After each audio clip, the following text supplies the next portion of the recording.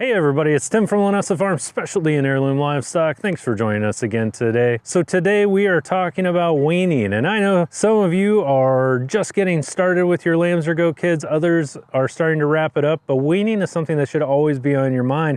It's very important. I'm gonna go over a few steps with you today that can help you along as you get closer to weaning, or maybe some things to think about if you haven't thought of them before. Stay tuned to find out more.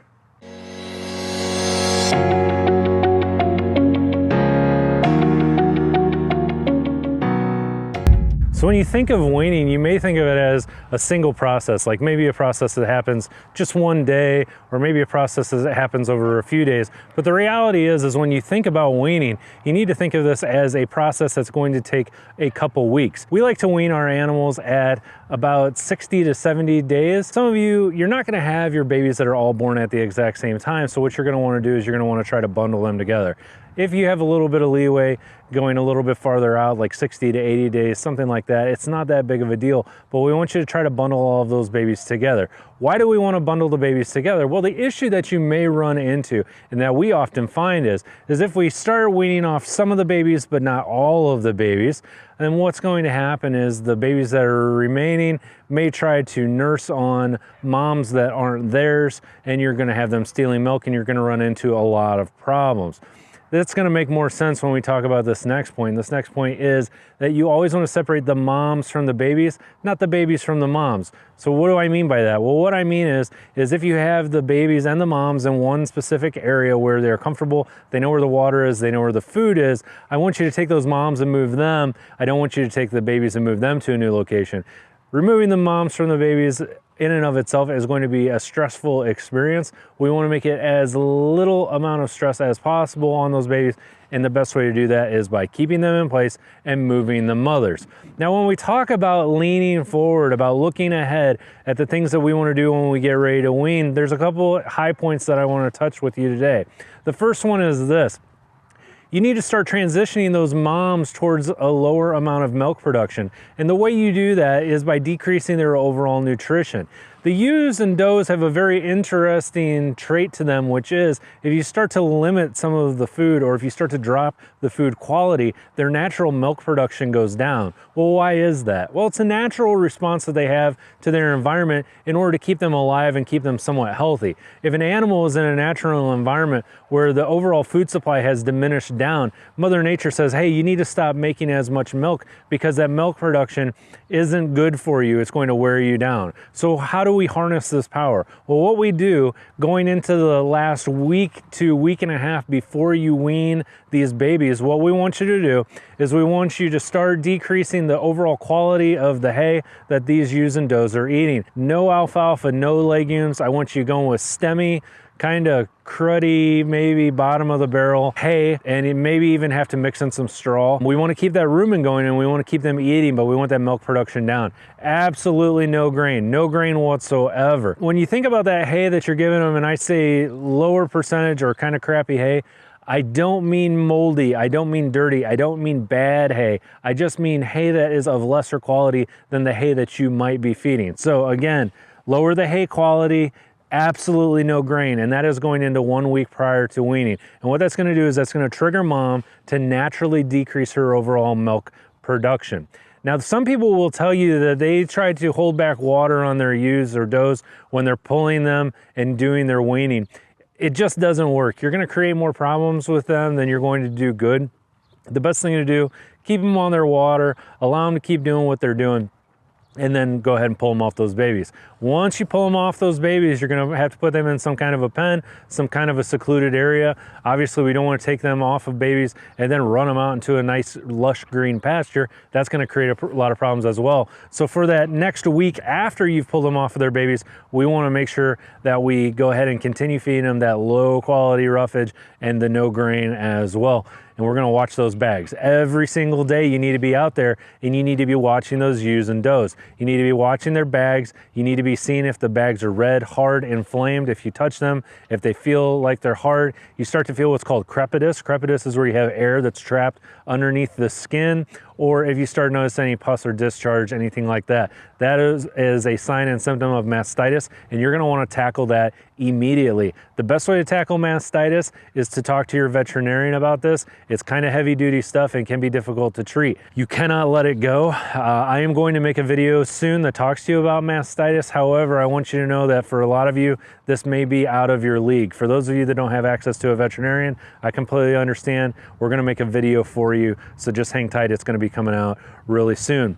Another thing that you may experience is you may have a urge or a desire to milk out your goat or your ewe, your doe or your ewe. We don't ever want to milk them out. That just makes it even more troublesome than it already is. So you don't want to be like, oh, their bag looks really full to me, I'm going to do them a favor and milk them out. No, by milking them out, you're just stimulating them in order to make more milk, and you're going to cause yourself a lot of problems. The next thing is, you know, we've talked a lot about being really focused on that ewe and that doe, but we also want to be really focused on the kids and on the lambs. Prior to weaning, you have a job to do with your kids and with your lambs as well, and that is they have to be prepared to be weaned. What you're going to want to do is you're going to want to actually make sure that they're well prepared ahead of time to be separated from their mothers, and that includes three things. One, they should be drinking water. You need to verify that they are drinking water on their own.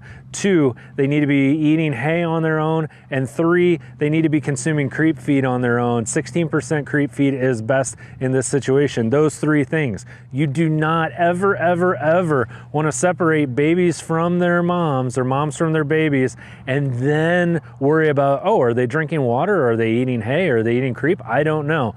Bad things are going to happen. We want to make sure that we have these babies set up for success. That means we need to have free choice sodium bicarb. That's that baking soda. It's going to help with their rumen. It's going to help with acidosis. We want to make sure that we're not pouring the coals to them as far as high quality hay is concerned. You want to ease them into that higher quality hay.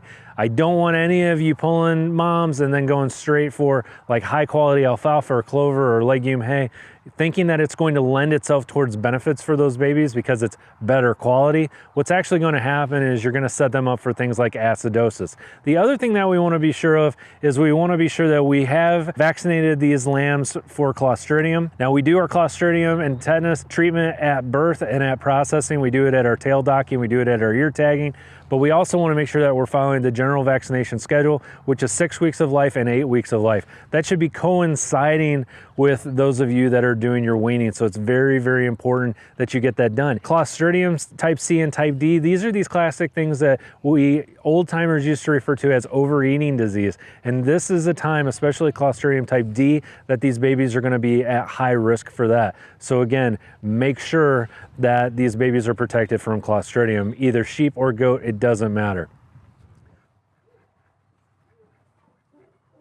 For those of you that are new to Linessa Farms, welcome and thank you for watching our videos. We have lots and lots of resources available for you that are absolutely free, and they are online. You can go to our website at www.linessafarms.com, go to the upper right-hand corner, click on downloads, and there is lots of information for you there. If you have questions, comments, concerns, want to hang out with other like-minded people in a safe environment that is private, you can go to Linessa Farms Tack Box on Facebook. If you have questions, this is one of the best places to ask questions and get answers. We also happen to own our own feed company, which is foundationfeed.com, and that is one of the best feed companies that you can find in the United States as far as quality is concerned. And by the way, shipping is never more than $1. So make sure to check that out as well.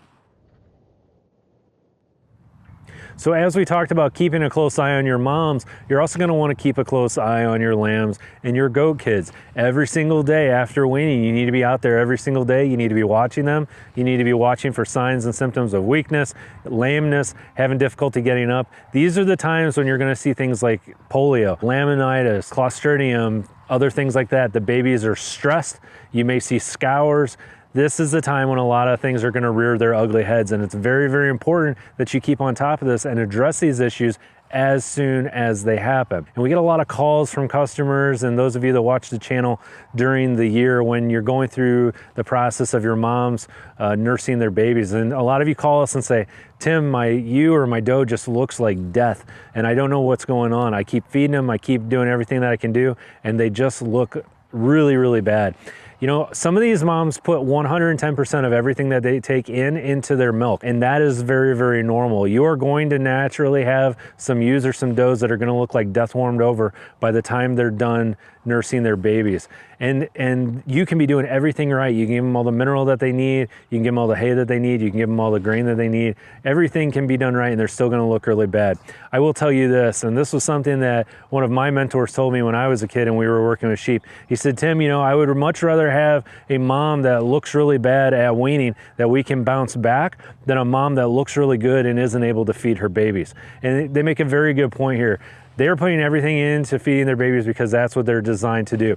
They're going to bounce back and do just fine after those babies are taken off of them. You'll be shocked at how fast they bounce back and do fine.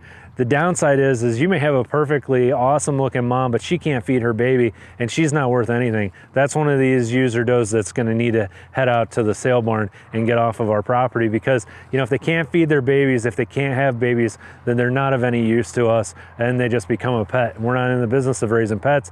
We're in the business of making money and running a business. I'm Tim from Linessa Farms, Specialty and Heirloom Livestock. Thanks for joining me again today, and I look forward to seeing you again next time.